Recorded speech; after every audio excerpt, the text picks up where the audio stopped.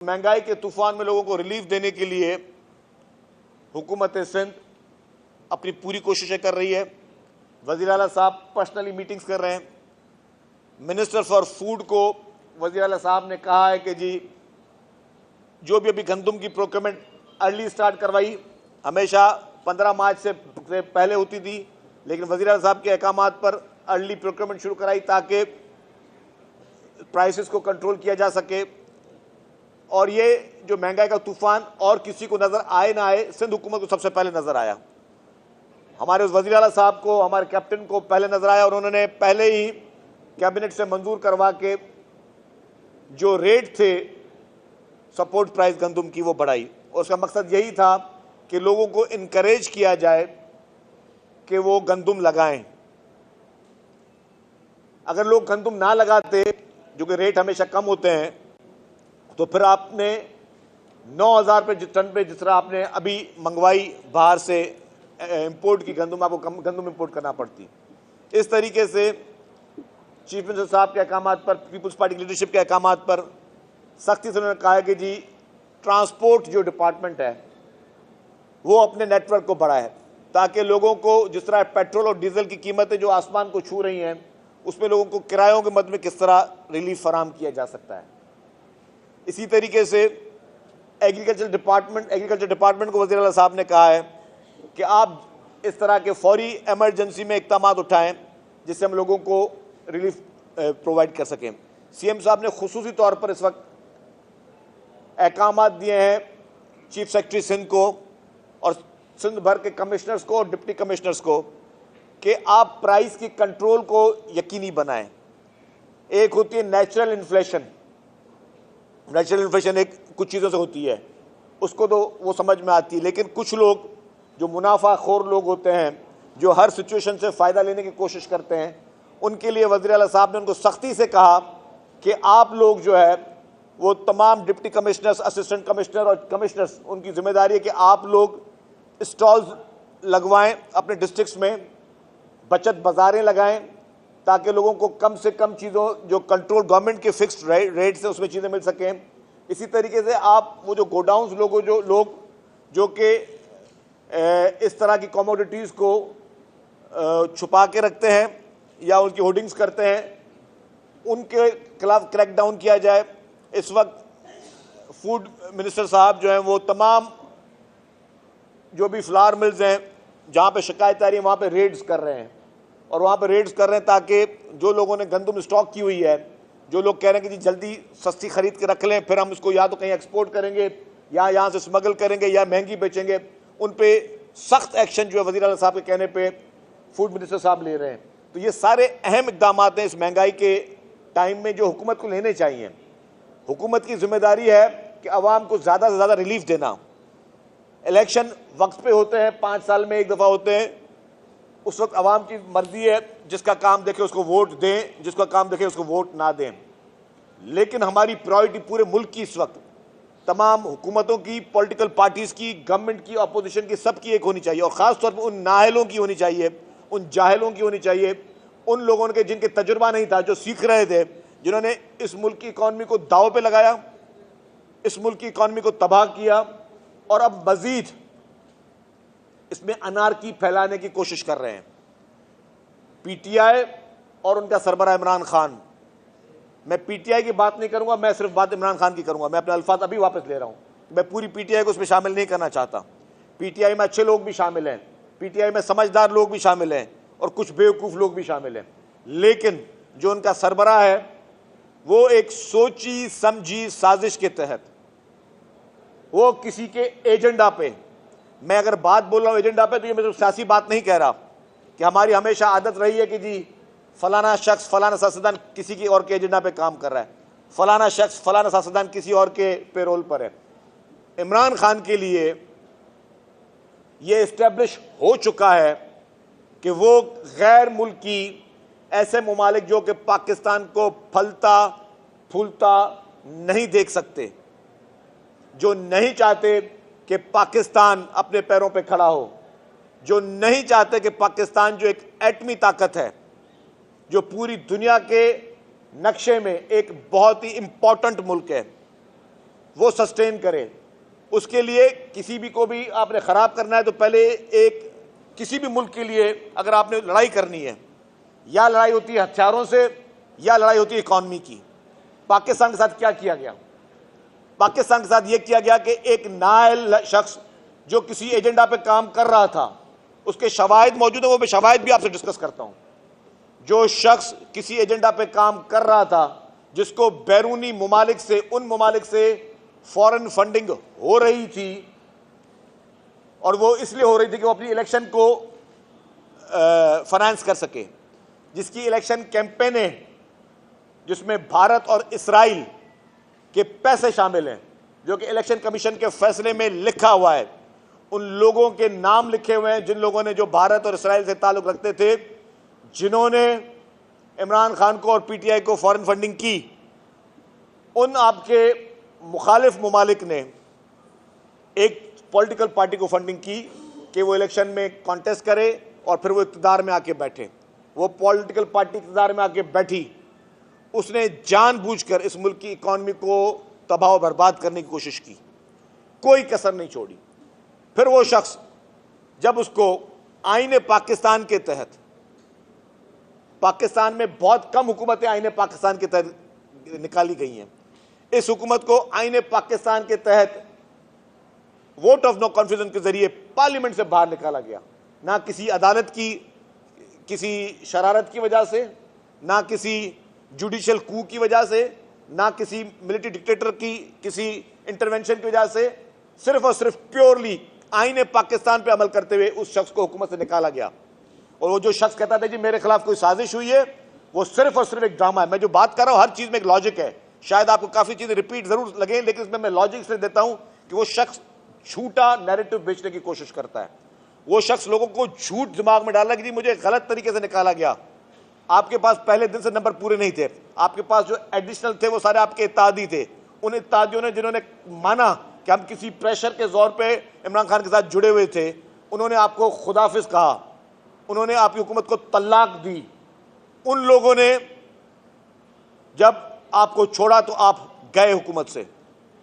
फिर आपने क्या किया? आपने दूसरी मेहरबानी की, क्योंकि आपका एजेंडा कहीं और था, आपको किसी और मुल्क से सपोर्टें थी, आपको दुश्मन मुमालिक की बैकअप्स थी। आपने इस मुल्क में इंतशार फैलाना शुरू किया, क्योंकि आपको इक़्तिदार से निकाला गया। और आपका उस वक्त नारा यह था कि जी मुझे क्यों नहीं आप सपोर्ट करते, मुझे क्यों नहीं बचाया। आपका नारा ये नहीं था मुझे क्यों निकाला, आपका नारा था कि मुझे क्यों नहीं बचाया। आपने इस मुल्क में नफरतें फैलाने की कोशिश की, आपने इस मुल्क के अहम इदारों के खिलाफ साजिशें करना शुरू की, आपने अदालत के खिलाफ साजिशें शुरू की, आपने जजेस को धमकियां दी, आपने मुल्क के अहम इदारों और उनके सरबराहों के खिलाफ सोशल मीडिया पे ट्रोलिंग स्टार्ट की, सोशल मीडिया पे आपने बदतमीजी की और झूठ के तूफान शुरू किए, क्योंकि आपके पास एक पूरा एक नेटवर्क है सोशल मीडिया में, जिसमें सोशल मीडिया के टेररिस्ट मौजूद हैं, जिसमें प्रोपेगेंडा करने वाले मौजूद हैं, जिसमें लोगों को यरगमाल बनाने वाले, लोगों को गलत राह दिखाने वाले सोशल मीडिया पे आपके पास वो सारे एक्टिविस्ट मौजूद हैं, जिनका काम है मुल्क के खिलाफ साजिशें करना। और आपके इशारों पर मुल्क के इदारों के खिलाफ, मुल्क के इदारों के सरबराहों के खिलाफ और मुल्क के तमाम उन चीज़ों के खिलाफ वो साजिशें कर रहे हैं। तो ये सारी साजिशें इमरान खान उस दिन से आज दिन तक कर रहा है। और फिर सबसे बड़ी बात, मैं कहता हूं लोगों को जो किसी को पे नाम रखते हैं, अंडरवर्ल्ड डॉन क्या होते हैं, सिसिलियन माफिया क्या होती है, वो कौन लोग हैं जो कानून को अपने हाथ में रखते हैं, या वो समझते हैं कि कानून उनके नीचे है, जिनका एटीट्यूड ऐसा होता है। आपने देखा अदालतों ने जब इमरान खान को बुलाया तो इमरान खान ने क्या कहा? आज मैं नहीं आऊंगा, कल नहीं आऊंगा, 4 बजे आऊंगा, 5 बजे आऊंगा। मर्जी से गए, मर्जी से आए। वही इमरान खान जब अदालतों में एंट्री उनकी देखें आप, कितने लोग, 2-2.5 हज़ार लोग ही थे ना जहां पे भी गए, 2-2.5 हज़ार लोग के साथ जिस तरह आपने अदालतों पे हमले किए, जिस तरह आपने कोर्टों के गेट तोड़े, जिस तरह आपके लोगों ने वहां पे लॉ एनफोर्समेंट एजेंसीज के साथ, पुलिस के साथ जो बदतमीजियां की, उनकी वर्दियों को हाथ लगाया। कौन से मुल्क में इस तरीके की सियासत होती है? दुनिया में कोई एक ऐसा मुल्क बताएं जब आप अदालतों में इस तरह की एंट्रियां दें। आपके साथ तो अभी तक अदालत ने कुछ किया ही नहीं है। आप तो पहले दिन से अदालतों के लाडले रहे हैं। आपके लिए तो रात को 12 बजे, रात को 1 बजे, रात को 3 बजे अदालतें खुलती हैं। आपके लिए तो इतवार के दिन भी कोर्टें खुलती हैं। आपके लिए तो सारे रिलीफ आपको एडवांस में मिल रहे होते हैं। आप तो पाकिस्तान के वाहिद शख्स हो, पूरे पाकिस्तान के 22 करोड़ शख्सों अफराद में वाहिद शख्स है जिसको आला अदलिया ने, अनफॉर्चुनेटली चंद लोगों ने, मैं पूरी इदारे के खिलाफ कभी बात नहीं करूंगा, उस पर भी मैं आता हूं बात को, आपको सादिक और अमीन का सर्टिफिकेट दिया, जो कि मैं समझता हूं इस मुल्क की आवाम के साथ बहुत बड़ी साजिश थी। वो सर्टिफिकेट आपको इलेक्शन से चंद दिन पहले दिया गया। तो जो भी गेम प्लान था, उस गेम प्लान में जिसने आपको सादिक और अमीन का सर्टिफिकेट दिया वो बराबर का शरीक था, क्योंकि उसको पता था कि आप सादिक और अमीन नहीं हैं। उसकी पिटीशन मुझे याद है, हनीफ अब्बासी साहब की पिटीशन। बराए मेहरबानी मैं मीडिया से गुजारिश करता हूं, हनीफ अब्बासी साहब की सारी पिटीशन पढ़ें। उस पिटीशन में 8-9 मरतबा यह स्टेब्लिश किया गया है कि इमरान खान ने झूठ बोले, इमरान खान ने चीजें छुपाई, इमरान खान ने अदालतों को, इलेक्शन कमीशन को गुमराह किया। उन सारी चीजों के बावजूद अगर आपको साकिब निसार साहब ने, मोहतरम साकिब निसार साहब ने अगर आपको सादिक और अमीन का सर्टिफिकेट इलेक्शन से चंद दिन पहले दे दिया, और अब जितनी चीजें इमरान खान की साबित हो रही हैं, उसके बाद मैं समझ रहा हूं कि क्यों ना शामिल तफ्तीश उनको भी किया जाए जिसने आपको इस तरह के झूठे सर्टिफिकेट दिए। आप जैसे इख्तिदार में है, आपने एंटी इंक्रोचमेंट ड्राइव चलाई, आपने, मुझे याद है, इस्लामाबाद में लोगों के घर बुलडोज कर दिए, आपने कच्ची आबादियों में लोगों के घर बुलडोज करना शुरू कर दिए, और वही सुप्रीम कोर्ट से आपने अपने घर की एनओसी ली कि जी जो आपकी इलीगल बन्नी गाला में घर था वो आपने रेगुलराइज करवाया। इससे बड़ी मुनाफिकत क्या होती है? इस मुल्क में अनफॉर्चुनेटली इस वक्त झूठ बिक रहा है। मुझे बड़े माजरत के साथ कहना पड़ रहा है, झूठ बिक रहा है। जो नैरेटिव बिल्ड करने के लिए पूरे टूल्स होते हैं, नैरेटिव, क्योंकि हम तो पाकिस्तानी लोग सादे लोग हैं, हम उन टेक्निक से जानते नहीं हैं। पाकिस्तानी को पता नहीं है कि जी झूठ बेचना किस तरह आना चाहिए। वो जो लोग जो बैरून मुल्क आपको सपोर्ट कर रहे हैं, जो बैरून मुल्क आपको फंडिंग दे रहे हैं, वो चंद माफियाज, वो जो चंद मुमालिक जिनके नीयतें पाकिस्तान के खिलाफ हैं, पाकिस्तान के हक में नहीं है, उन्होंने एक डिज़ाइन तैयार किया हुआ है, उन्होंने एक टीमें तैयार की हुई हैं। आपकी टीमें इस वक्त कौन कौन से मुल्क से ऑपरेट कर रही हैं वो सबको पता है, और वही टीमें जो आपके मुल्क की बाकी जगहों पे ऑपरेट कर रही हैं, वो ही एक डिज़ाइन के तहत पाकिस्तान में अनारकी फैलाने की कोशिश कर रही हैं, जिसमें आप उनके टूल हो और आप जानबूझ के उनके टूल हो। आपका मकसद ये है कि अगर मैं नहीं इख्तिदार में तो कोई भी नहीं, और अगर उसमें खुदा ना खास्ता कल को मुल्क को कोई नुकसान पहुंचता है तो आपको उसकी भी परवाह नहीं। आपको कोई परवाह नहीं है कि पाकिस्तान को खुदा ना खास्ता कोई भी नुकसान पहुंच जाए, पाकिस्तान की इकॉनमी को नुकसान पहुंचाया जाए। क्योंकि जब आपकी डोनर एजेंसीज आपको फंडिंग देने की बात करती हैं, जब इंटरनेशनल दुनिया के ममालिक आपको फंडिंग देने की बात करते हैं, तो वो क्या परसेप्शन लेके जा रहे होंगे कि उस मुल्क में जिसमें अनारकी फैली हुई है, जिसमें अदालतों की वैल्यू यह रह गई कि कोई भी बदमाश या गुंडा अदालतों में घुस जाए, तोड़ फोड़ करे, दरवाजे तोड़े, वहां बाहर सिक्योरिटी ऑफिसर्स को गालियां दे, नारे लगाए, ये डंडे लेके जाए अदालतों में। ये कौन सी पार्टी नहीं कर सकती? मुझे बताएं, कौन सी पार्टी नहीं कर सकती? आप हैदराबाद के दोस्त बैठे हो, इतना आप सबको जानते हो। क्या किसी, मतलब क्या हमारी, मैं हमको तो इमरान खान तो एक पार्टी का सरबराह, क्या मैं अगर चाहूँ कि 2-2.5 हज़ार बंदा नहीं लेके जा सकता? आप लोग हैदराबाद के साफी ने मेरा भी 1.5 महीने पहले एक प्रोग्राम देखा है, 2 दिन के नोटिस में मैंने प्रोग्राम किया था, सब लोग आप विटनेस हो। 5,000 10,000 आदमी लेके जाना कौन सी बड़ी बात है? 24 घंटे के नोटिस में मैं निकाल दूं किस जगह जाना है, 20,000 10,000 आदमी लेकर जाना है। लेकिन ना ही हमारी पार्टी ने हमें इजाजत दी है, ना ही इस कल्चर को हम लोग कभी प्रोमोट करते हैं। हमने भी ये सारे प्रोसेस देखे, कभी हमने अदालतों पे हमले नहीं किए, कभी हमने अदालतों पे खुदा न खासा इस तरह की चढ़ाइयाँ नहीं की, कभी इस तरह की लश्कर कशी हमने नहीं की। आपने हर वो गैर आईनी गैर कानूनी काम किया, और आप करते क्या हो? सिर्फ झूठ बोलते हो। कल इमरान खान साहब क्या फरमा रहे थे वो मैं आपको बताऊं, जो बड़ी इंटरेस्टिंग बात है। वो कह रहे थे तोशाखाना की बात कर लो, वो अपने आप को क्लियर करना चाह रहा था शख्स। तोशाखाना में गाड़ी नवाज शरीफ ने भी ली, मोहतरमा आसिफ अली जरदारी साहब ने भी गाड़ी ली, वो गाड़ी नहीं ले सकते थे, ये इमरान खान साहब फरमा रहे हैं। उस कम अक्ल शख्स को ये नहीं पता कि कहीं नहीं लिखा हुआ तोशाखाना में गाड़ी नहीं ली जा सकती। लेकिन मैं इसका जवाब दे दूं, जो गाड़ी मोहतरमा आसिफ अली जरदारी साहब ने तोशाखाना से ली, जो उनको गिफ्ट की गई थी, जो उन्होंने पैसे दे के ली, उस वक्त के कानून के तहत, उस वक्त की किताब के तहत, जो उनको उस वक्त की ब्यूरोक्रेसी ने जो पैसे सजेस्ट किए थे, जी इसकी ये वैल्यू बनती है, जिस पैसों से ली, वो गाड़ी आज दिन तक आसिफ अली जरदारी साहब इस्तेमाल कर रहे हैं, आज दिन तक उनके जेर इस्तेमाल है।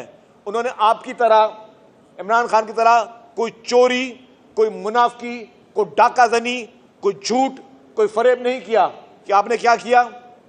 सबसे पहले तो एक दुनिया की कीमती तरीन घड़ी, मैं कीमती तरीन इसलिए कहूंगा कि उसमें खाना काबा की तस्वीर बनी हुई थी। खाना काबा हर मुसलमान के लिए, हर मुसलमान के लिए एक बहुत अहमियत रखता है। आपने अगर घड़ी लेनी थी, आपने क्या किया? आपने और पैसे कम करवाए, सरकारी रेट और कम कराए, ली, और लेके क्या किया आपने? फौरी तौर पर दुबई में बेच दी, और कहते हो मेरी घड़ी मेरी मर्जी। क्यों भाई? तुम्हारे दादा की रियासत है कि तुम्हारी घड़ी तुम्हारी मर्जी? ये रियासत के वजीर आजम को मिली थी, ये रियासत के वजीर आजम के पास होनी चाहिए थी, ये आज भी उसके पास अमानत होनी चाहिए थी। ये थोड़ी कि तोशाखाना में कभी कल को कोई एक दिन के लिए वजीर आजम बन जाए, तोशाखाना का सारा सामान उठा ले, खरीद ले, और दूसरे दिन जो है वो जुम्मा बाजार में या संडे मार्केट में कहीं बेच दे जाके, बोले जी मेरी चीजें मैं बेच दी। तो आप देखिए इस शख्स की मुनाफकत क्या है। जब ये वजीर आजम बना था तो कौम को बेवकूफ बनाने के लिए ये भैंसे बेच रहा था प्राइम मिनिस्टर हाउस की। ये भैंसे बेचो, क्योंकि ये भैंसे बिकेंगी तो पाकिस्तान का जो मौशियत ठीक होगी। और वो शख्स जो बेवकूफ कौम को बना रहा था भैंसों के पीछे, वो जाहिल शख्स कौम के कीमती जेवरात, कौम की कीमती ज्वेलरी जो कि एक स्टेट को गिफ्ट मिले थे, वो सारी चीजें बेच दी इसने, और झूठ बोला कि इस्लामाबाद में फलाने शख्स को बेच। मतलब ये शख्स का मैं बातें करने की सारी बातें आप लोग सुन चुके हैं, कोई नई बात नहीं। लेकिन मकसद क्या है कि उस शख्स में इतनी झूठ, मुनाफकत, और इस तरह से वो पाकिस्तान की आवाम को मुस्तकिल तौर पर बेवकूफ बना रहा है। वो पाकिस्तान की आवाम के साथ खिलवाड़ कर रहा है, वो पाकिस्तान की आवाम को झूठ बोल रहा है, वो उनकी नर्व्स के साथ खेलने की कोशिश कर रहा है। तो मैं आवाम से भी गुजारिश करूंगा कि बराए मेहरबानी सही और गलत शख्स की पहचान करें। बैठ के सारा दिन तस्बीहां पढ़ना अच्छी बात है, अल्लाह का नाम हर कोई लेता है, लेकिन आप इक़्तिदार में आए कैसे हो? आज आप जिन इदारों को तनकीद का निशाना बना रहे हो, आप उनकी टेस्ट ट्यूब बेबी थे बचा, तुम्हें वो लेके आए, चोर दरवाजे से तुम इक़्तिदार में आए हो। किसको नहीं पता पाकिस्तान में किस तरह इक़्तिदार में आया है?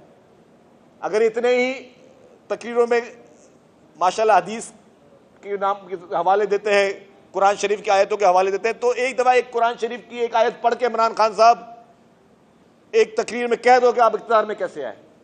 एक दफा कर लो, सिर्फ एक दफा। जो आप कहेंगे वो हम जुर्म करने अपने ऊपर मानने के लिए तैयार हैं। एक दफा आप मान लो किसी कुरान शरीफ की आयत का जिक्र करके, किसी हदीस का जिक्र करके कि हाँ मैं इक़्तिदार में किस तरह आया, किस तरह से लोगों को जहाज में खरीद के मनी लॉन्ड्रिंग करके, और जिस तरीके से हम हॉर्स ट्रेडिंग करके आप इक़्तिदार में आए हो, किससे छुपी हुई बात है? और कौन सा इल्जाम आप पे इस वक्त नहीं लगा हुआ है? मनी लॉन्ड्रिंग का आपके ऊपर लगा हुआ है इल्जाम। मनी लॉन्ड्रिंग आप पर इस्टेब्लिश हो चुकी है इलेक्शन कमीशन डिसीजन के बाद, इल्जाम नहीं है। बाकी सियासतदानों पर इल्जामात लगे हुए हैं। आपको अगर इलेक्शन कमीशन का वो फैसला देखा जाए, आप सजा याफ्ता हो, आपको सजा हो चुकी है। इलेक्शन कमीशन जो कि एक आईनी इदारा है, वो इस्टेब्लिश कर चुकी है, उसने आप पे कोई एक्यूजेशन नहीं की है, कोई एलिगेशन नहीं लगा, उसने कहा ये इस्टेब्लिश है, ये अकाउंट नंबर, इस अकाउंट नंबर में इस मुल्क से ये पैसे आए जो कानूनी तौर पर जायज नहीं थे, और आपके अकाउंट में आए, आपने रिसीव किए। अच्छा, आपने अपने पीटीआई के जितने भी अकाउंट शो किए हुए थे इलेक्शन कमीशन ऑफ पाकिस्तान में, इंसान कभी कभी भूल सकता है। आप एक भूलोगे ना, ये कैसे हो सकता है कि इमरान खान 17 अकाउंट भूल गया इलेक्शन कमीशन को जाहिर करने के लिए? 17 अकाउंट आप भूल गए कि जी इलेक्शन कमीशन को आपने जाहिर करने थे, और उन अकाउंट में पैसे आए, कहां से आए, कहां इस्तेमाल हुए, कोई रिकॉर्ड नहीं है। और खुद आप क्या करके बैठे हो? जब एफआईए ने इंक्वायरी शुरू की तो आपने सिंध हाई कोर्ट में स्टे ले लिया। आप ये देखें, मैं सिर्फ एक सवाल पूछता हूं कौम से, फिर मेरी सारी बातें गलत, सारी बातें गलत। पीपुल्स पार्टी की लीडरशिप पे केसेस थे, हम पर केसेस थे, चल भी रहे केसेस। किसी एक केस में हम किसी एक कोर्ट में गए हों कि हमें स्टे दिया जाए, हमारे खिलाफ इंक्वायरी इन्वेस्टिगेशन ना की जाए, सिर्फ इस चीज का इमरान खान जवाब दे दे, मैं कहता हूं कि दुनिया की हर चीज उसको माफ है। मैं कहता हूं वो फरिश्ता है वो शख्स। किसी एक केस में कोई पीपुल्स पार्टी से कोई गया हो कि हमें स्टे दे दे, हमारे खिलाफ इंक्वायरी ना करें या हमारे खिलाफ इन्वेस्टिगेशन ना करें। इमरान खान के खिलाफ जितने केसेस थे, फॉरेन फंडिंग का केस था, 6 साल तक इल्तवा और स्टे ऑर्डर की कोशिशें की गई। BRT KPK open and shut case, मैं इसको ओपन एंड शट केस इसलिए कहता हूं कि खैबर पख्तूनख्वा की चीफ मिनिस्टर इंस्पेक्शन टीम की रिपोर्ट है कि 7 अरब रुपए की किकबैक्स ली गई हैं, उसमें 7 अरब रुपए की किकबैक्स ली गई हैं। अगर खैबर पख्तूनख्वा की team chief minister inspection team है, ये कोई फेडरल गवर्नमेंट की टीम नहीं थी, ये कोई किसी पॉलिटिकल पार्टी नून लीग या पीपुल्स पार्टी या जेयूआईएफ की टीम नहीं थी, उनके अपने ब्यूरोक्रेट्स ने उनकी गवर्नमेंट में बैठ के, ये भी नहीं कि आपके इख्तियार से जाने के बाद किसी ने रिपोर्ट दी हो, आपकी पीटीआई गवर्नमेंट ने 7 अरब रुपए के किकबैक्स लिए गए। उसके बाद पेशावर हाईकोर्ट कहती है कि जी इसको नैब और एफआईए इसको प्रोब करे। पेशावर हाईकोर्ट का ऑर्डर था। आप कहां गए? सुप्रीम कोर्ट गए।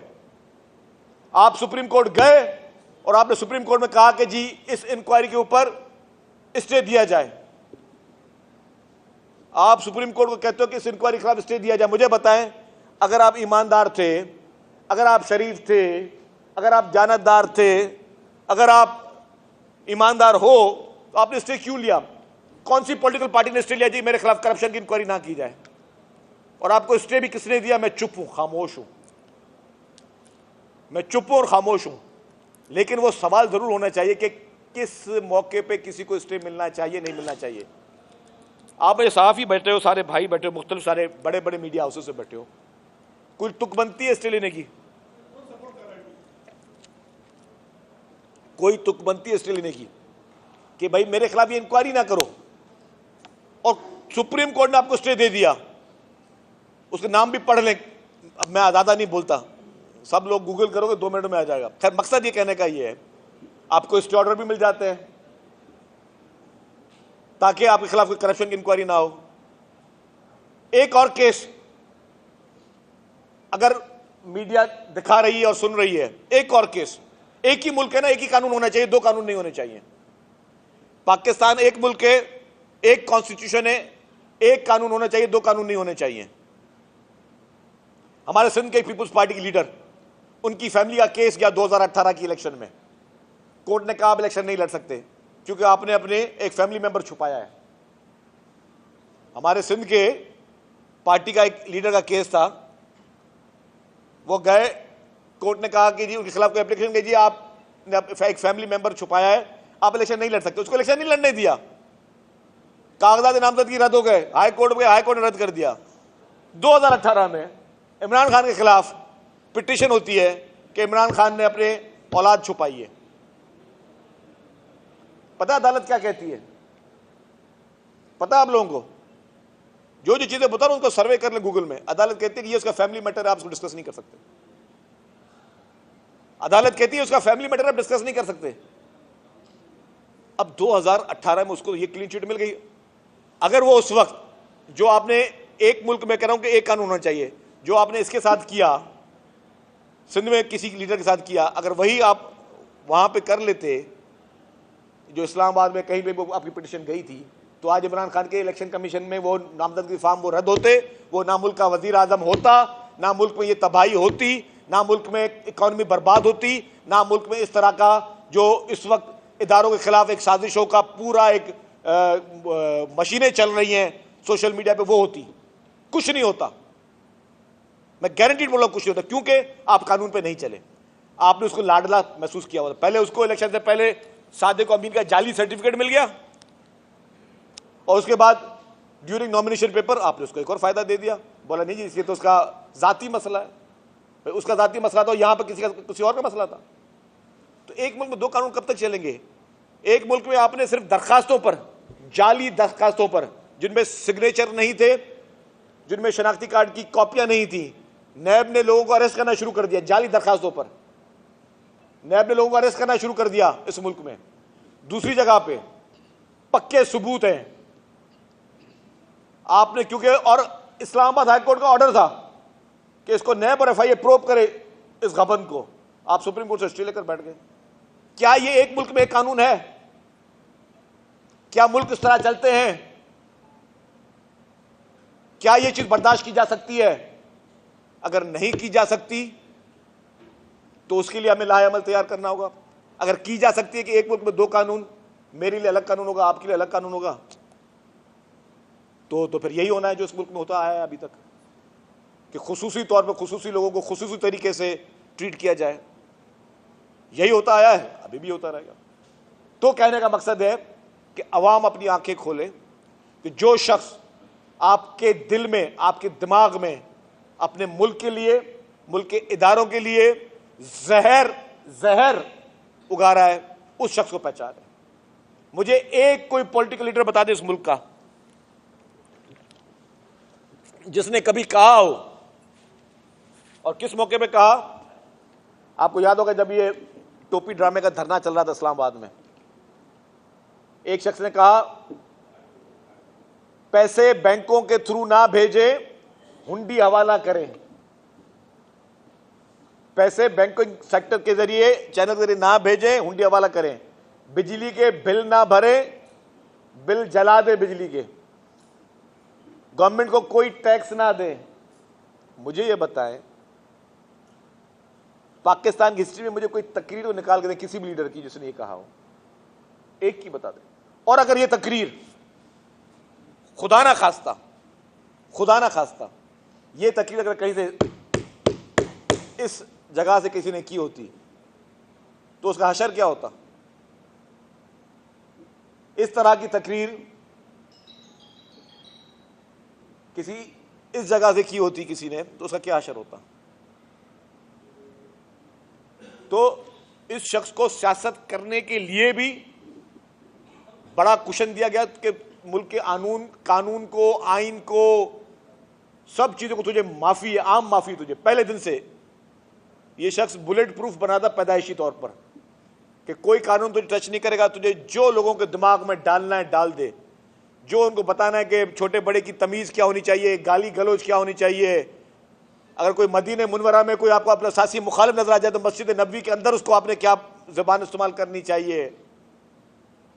अगर आपको मुल्क के लोगों को जो गलत बातें बतानी है कि ये तोड़ दो, आग लगा दो, ये तबाह कर दो, बर्बाद करो, सब इम्यूनिटीज हर किस्म की आपको जो है वो पैदाइशी तौर पर आपको दी गई है कि जी आप मुल्क के कानून को तहस नहस कर दो, इकॉनमी को तहस नहस कर दो, तबाह बर्बाद कर दो, आपको कुछ नहीं कहा जाएगा। अदालतें आपके बिल्कुल आपको फुल प्रोटेक्शन देंगी। ये तकरीर अगर कोई इस तकरीर में कोई एफआईआर भी काटे ना तो 100% उसमें सजा होती है। क्या आज दिन तक इमरान खान ने उस धरने वाली तकरीर पे कोई माफी मांगी है या किसी एक हुकूमत ने उनको गिरफ्तार किया है उस चीज पे कि तुम होते कौन हो कि मुल्क के लोगों को, अवाम को कहते हो कि जी कि हवाला हुंडी करो? तुम होते कौन हो मुल्क के अवाम को कहो बैठ के कि जी टैक्स ना दो, बिल जला दो, ये कर दो, वो कर दो? ऐसी चीजों पे सजाएं होती हैं। इसके सारे cases open and shut cases हैं।